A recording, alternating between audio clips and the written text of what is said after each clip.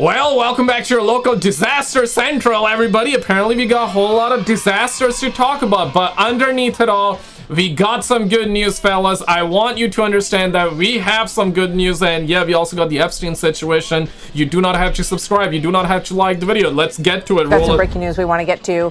We want to get this in. It's a huge breaking story. President Trump reportedly set to meet face-to-face with Russian President Vladimir Putin as early as next week. This comes right off of Steve Witkoff's meeting with Putin. Senior White House correspondent Peter Doocy fills us in on this huge development. Hi, Peter. We need Jeff Bezos from Amazon to do an overnight delivery handshake. Bro, this needs to happen fast. We don't want nukes being dropped or some crap like that, bro. Get that handshake in, brother.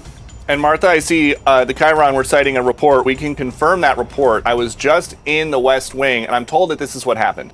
Earlier today in Moscow, Steve Witkoff was told by Vladimir Putin that Putin wants to meet at some point with Trump. Witkoff then relayed that message to the president, who is open to it, the possibility of a meeting as soon as next week. Next week, bro, come on. The result of that meeting will be an end to the war in Ukraine. We know that President Trump was on a phone call with Volodymyr Zelensky and some European leaders. He shared this with all of them. We don't know exactly where in the world it would be. It could be anywhere. Could be at the White House. Could be in a neutral country like Qatar or Switzerland or something. Damn, they're not even planning to do it in their own like servers, because they want to do it on a different server. Do it on Mars with 2,000 extra ping milliseconds. If you're a gamer, you know what I'm talking about. People that normally host things like this. And I have a statement from Caroline Levitt, hot off the presses. Haven't seen this anywhere. It says, as President Trump said earlier today on Truth Social, great progress was made during Special Envoy Witkoff's meeting with President Putin. The Russians expressed their desire to meet with President Trump, and the president is open to meeting with both President Putin and President Zelensky. President Trump wants this brutal war. But Trump said that, Uncle Donnie said that Zelensky don't have the cards. So does he now? Do he now possess the cards? I want to know. But now, honestly, jokes aside, this is actually good. Hopefully the beef's gonna be squashed between Russia, Ukraine, US as well, man. Cause yeah, man, last week they were talking about nuclear threats, bro. That was crazy, man. Oh my goodness. To end. And so the emphasis there is on the Russians making this request, but President Trump obviously being open enough to it that there could be a global summit between Putin, Trump, and Zelensky as soon as next week. But there's also a possibility that it slides, and there's also a possibility that it never happens. But it could happen as soon as next week. Martha. Oh, crap. Okay, so the fact that Fox is also touching on the other possibility, that definitely got me shook, ladies and gentlemen. This is how my non-existent dog be looking like right now. So Uncle Donnie also went on News Nation and he said this, roll it. Mr. President, what was the breakthrough today? Did Vladimir Putin make some kind of concession that he hasn't been willing to make before? I don't call it a breakthrough. I mean, we've been working on this a long time. There are thousands of young people dying, mostly soldiers, but also, you know, missiles being hit into Kiev and other places. But in terms of soldiers, I think Russia's lost over 20,000 since the beginning of the year. 20,000. And I guess the estimate for Ukraine is about 9,000. It's a terrible situation. We want to get it stopped, you know? Mr. President, I mean, yeah, they're definitely losing a lot of people's lives. And yeah, war, nobody wins in the war, you know what I'm saying? Okay, let's actually get down to this one. This is why you're not here, but you're still gonna get some. But this is exactly why you're here. So the homie went nuclear. We gotta talk about the Epstein situation as well. But get ready, fellas. Clench your butt cheeks. And real quick, though, I got a shot of Sandra. I am who I am. The Metal Edge, bro.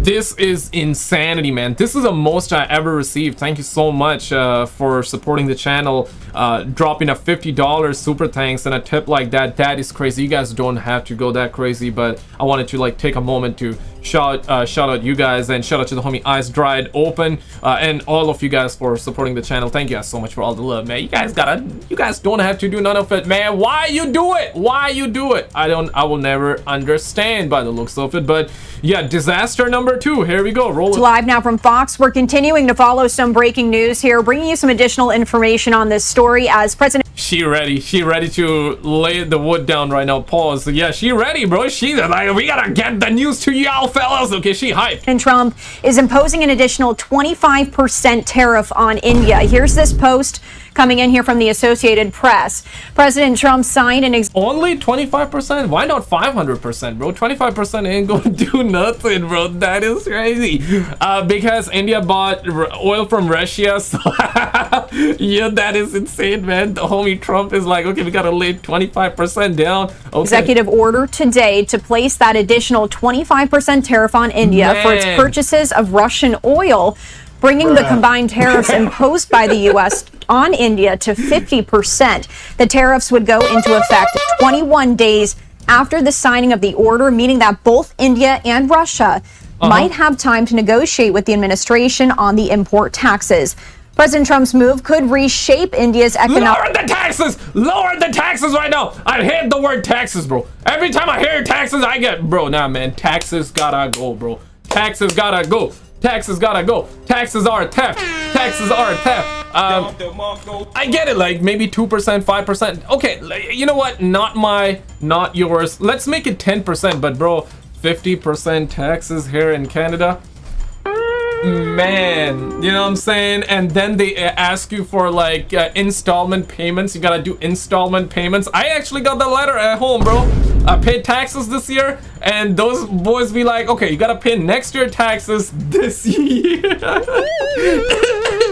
Yeah, I got a letter from the Quebec. Ah oui, c'est calice de tabarnak là, m'a bas les couilles là, je peux pas les couilles car yo, je dois payer les taxes encore, man. Damn. So I gotta pay like next year taxes this year.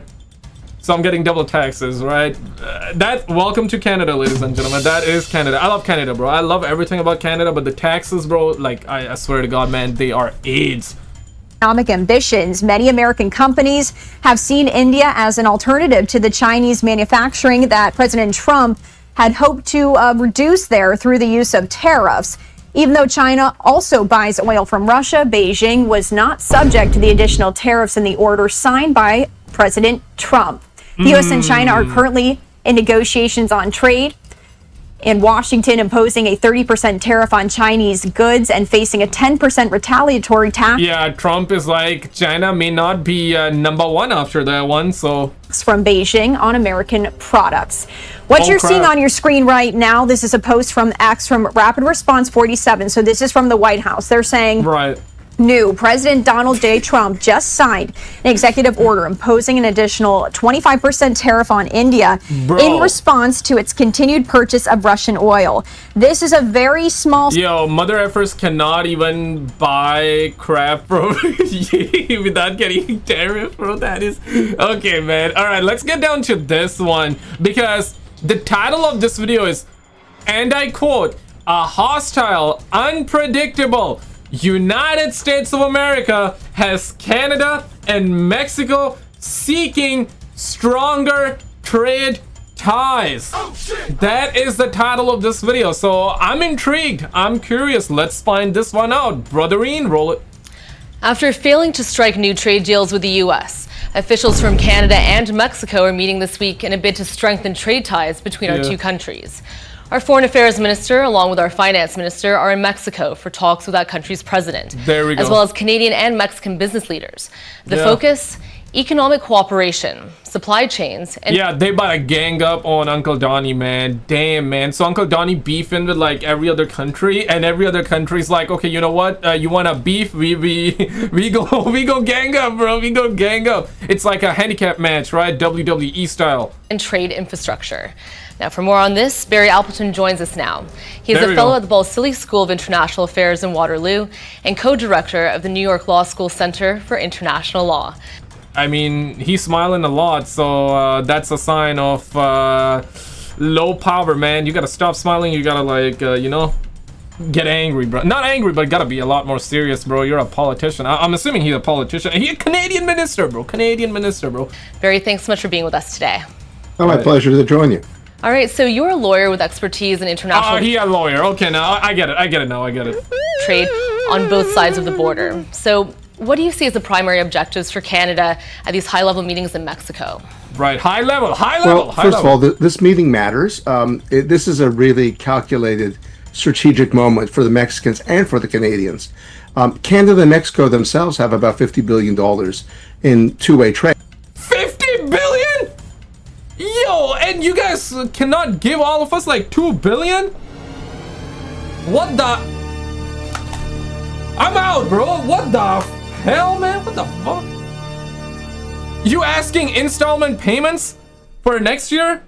What is that crap, man? How many of you guys got hit with installment payments? Is that a thing? I'm sure it's a thing in US as well, but any of you familiar with installment payments where you already paid taxes of last year this year, but now you gotta pay taxes for next year this year?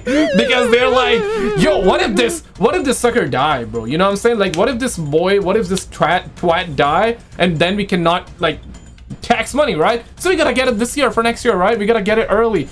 Yeah, man, like, I swear to God, man, these suckers are crazy, man. Right, so that's nothing to sneeze at. And that's a growing partnership, by the way. And it's not just economic, it's diplomatic.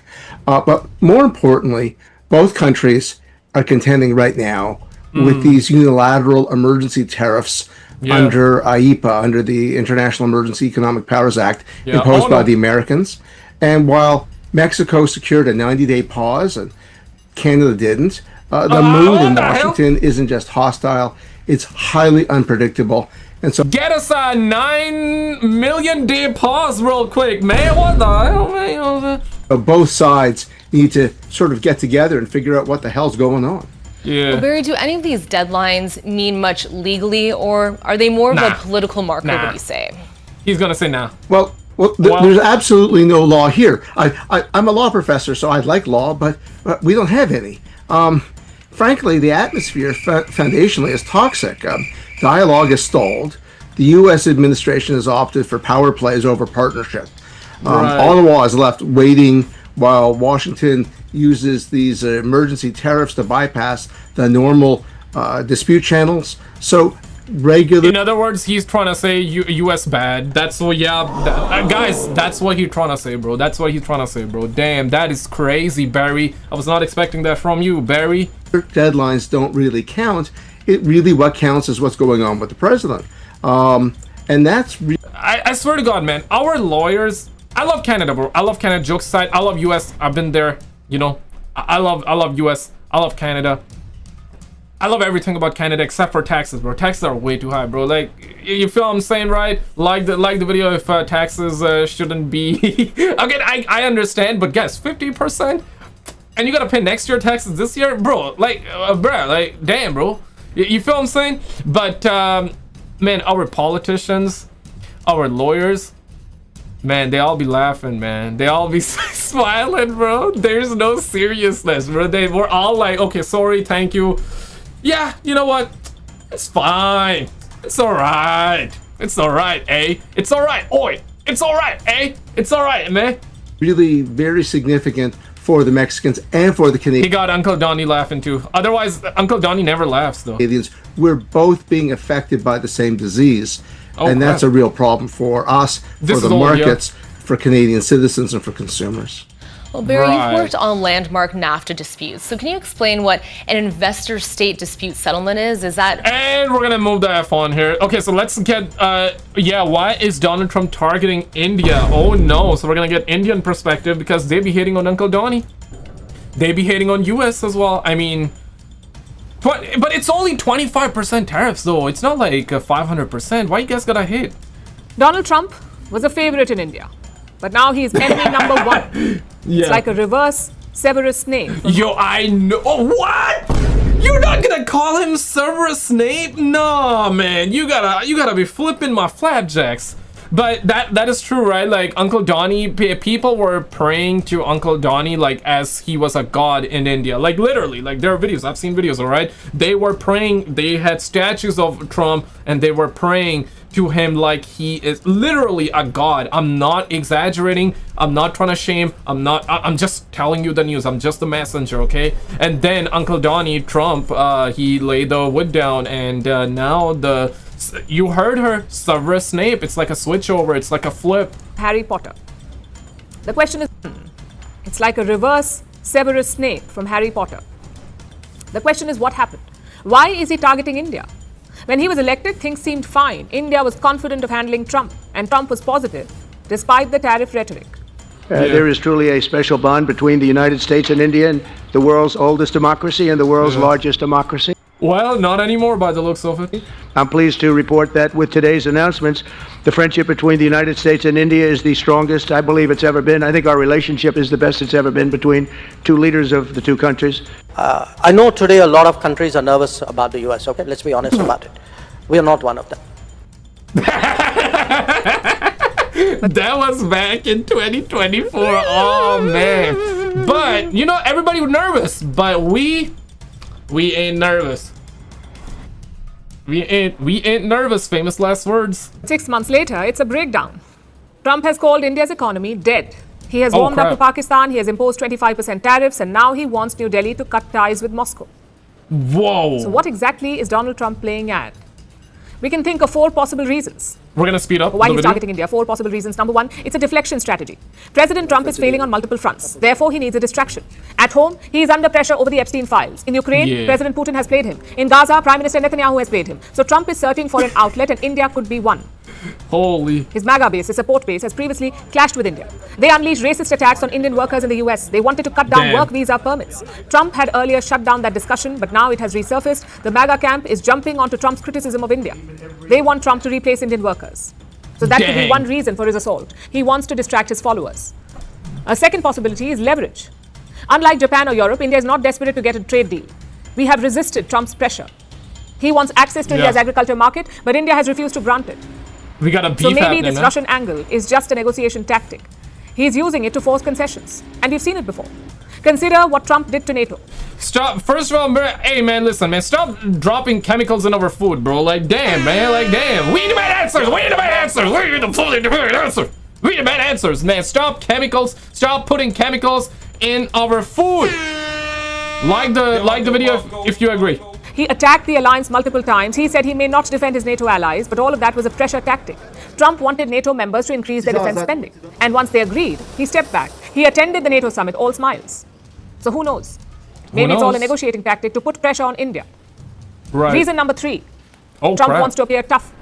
In fact, that has been his brand since returning to office. In some warped Trumpian way, he's not tough on his rivals, he's tough on his partners. Damn. Look at what he did to Ukraine's president. He ambushed and insulted him at the White House.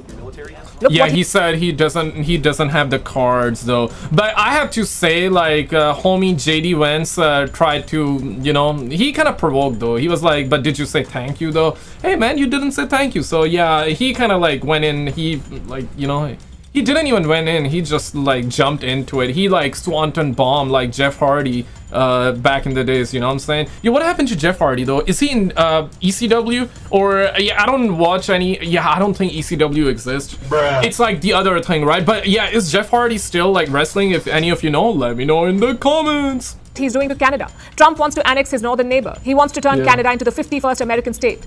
Also look at Japan. Trump forced them to open up their prized rice market.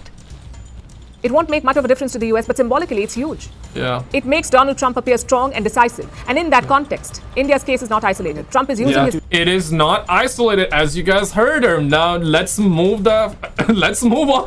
Shout out to the homie Voidzilla. Yeah, this is why you're here. Epstein situation. Let's catch up on that one, gang. Roll it. Ghislaine Maxwell has cleared Donald Trump's name while awaiting her pardon. This is new from ABC. Ghislaine Maxwell told DOJ Trump never did anything concerning around her. Now, notably, Trump has been asked whether he's going to pardon Ghislaine Maxwell before he said he wishes her well. I just wish her well, frankly. Yeah, I wish her well. I'd wish you well. I'd wish a lot of people well. Then he's asked if he's going to pardon her. He says, well, I'm allowed to do it, but I really haven't thought of it. I'm allowed to do it, but it's something that's suspect. Now, notably, this is very similar to the way Trump has responded previously when talking about people he would later end up pardoning. I don't want to talk about pardons for Michael Flynn yet. You pardon Paul Manafort? I have not even given it a thought as of this moment. Elijah Stone, are you going to pardon him, sir? He's been convicted of felonies. Am I going to pardon him? Well, I hadn't thought of it. Now, obviously, he later did pardon Michael. And with, but with Ghislaine Maxwell, he's like, yeah, I can do it. I can do it. That is crazy, man. At this point, guys, like, what I'm noticing, not my opinion, but this is just like an observation, and this is pretty normal because we all got shit going on. There's always some bigger shit that happens, right? So naturally, people forget and people move on, and that's exactly what's going on right now. You know, we had last week we had the nuclear situation. Nuclear threats were being made between Russia and US, and now we're hearing that they're probably gonna handshake next week. And yeah, that's good. That's good, you know, peace. That is good. But before that, we had this Epstein situation, and it really blew up. But right now, yeah, it's people are forgetting about it, right? Not necessarily forgetting, but it's like, bro, like, yeah, nothing is being done, so everybody's like, let's move on. You know, that's how it feels like. And yeah, eventually everybody's gonna forget. Whether it's not even about whether Trump is guilty or not guilty. Simply put, it seems very, there was a lot of pressure, but now that pressure is diminishing, so it seems like that we're probably not gonna get the files, guys. I'm sorry, but yeah, it seems really tough right now. It'd be what it be, man. Flynn, Roger Stone, and Paul I hope we get it. This has all led many people to wonder if a similar thing is in the works for Ghislaine Maxwell. Now, this all comes after 9 hours of Ghislaine Maxwell privately speaking to Deputy Attorney General Todd Blanche. He's the former defense attorney for Donald Trump, and this was a private meeting. It's notable that there were talks about doing it publicly in front of Congress, but that got shoved aside pretty quick when they realized they could just do this behind closed doors. Now, Todd Blanche said he was thinking about releasing the transcripts. We don't know if that's going to happen or not, but today we got leaks of what may have been said during the 9 hours, where Ghislaine Maxwell told Todd Blanche that Trump had never done anything in her presence that would have caused concern. Now, do we believe this? Well, the challenge is that Ghislaine Maxwell has every reason to lie. She, after all, is looking for a pardon. Her lawyer says right now that... And she definitely want to stay alive for a little longer, right? Yeah, because if she says something they don't like, well, it may not end up well for her, so... She would welcome any relief, and relief is exactly what she got after this testimony. Right after the testimony to the DOJ, where she cleared Trump's name, she got transferred to a less restrictive prison called a minimum security prison, with the Washington Post calling it one of the nation's most lenient lockups for nonviolent women offenders. It's notable she had to get a special waiver to even go to this prison because normally sex offenders are not allowed. And this is something I really want to hit home. Previously, I've been talking about Ghislaine Maxwell, and we've been talking sort of like, okay, yeah, she trafficked for Jeffrey Epstein. I think it's worth hitting home that she also participated in some of the acts. She is a offender, convicted. And those types of people aren't eligible normally for minimum security prisons. That's why a former warden told the Post, inmates, if they have a offense, are not going to a place like that, period. It's truly unheard of. Quote, it's a country club. Someone gave special preference to Maxwell that, in my knowledge, no other inmate currently serving in the Federal Bureau of Prisons has received. So she is getting special treatment for something. We don't know exactly why she had to get a special waiver for this, though. This is not something that everyone gets. Contradicting this, though, the president has come out and said, oh, this is actually a very normal thing. Questions for you. One, were you aware of and did you personally approve the prison transfer for Ghislaine Maxwell that your Justice Department... I didn't know about it at all. No, I read about it just like you did. And do you believe that she is... It's not a very uncommon thing. Do you believe that she's credible to be listening to? Your Deputy Attorney General sat down with her recently. Well, let me tell you, he's a very talented man. I'll remind you, the guy he's talking about formerly was his defense attorney. And her question, which never really gets answered, which is, can we trust Ghislaine Maxwell, actually is an important one because previously she was charged with perjury. This was in connection with her 2016 deposition. Perjury just means she was lying under oath. Quote, in 2016... I mean, what do you expect? A child... trafficker, you know what I'm saying, cannot say those words on YouTube. What do you expect? While testifying under oath in a civil proceeding, Maxwell repeatedly made false statements, specifically about certain specific acts and events alleged in the indictment. So, can we trust someone who previously our government charged with making false statements when specifically these false statements may benefit her? I don't know, maybe you think she's turned a leaf and she suddenly is Mrs. Honesty, but it's worth saying she's already reaping the rewards of the testimony she's given so far. Our president proceeds to talk about how talking to Ghislaine Maxwell is going to help with the fact that we don't want people getting caught up in this that would have their lives hurt. When are we... it's very, very tough to say if we're ever gonna... The question is not if we're gonna, I should say, it's the matter when the files comes out, but then the question would be, are the files real or not? Eventually it's gonna come out, right? But eventually, could be decades, could be centuries. It's gonna come out, fellas, but it may not be now. It may not be during our lifetimes, right? Did you see this video though? Apparently they released that Warhenia alien body video, and also we got a bunch of UFO stuff into this one as well. Yeah, check it out and I'll see you there. Warhenia red-eye alien video was released, and I'll see you there.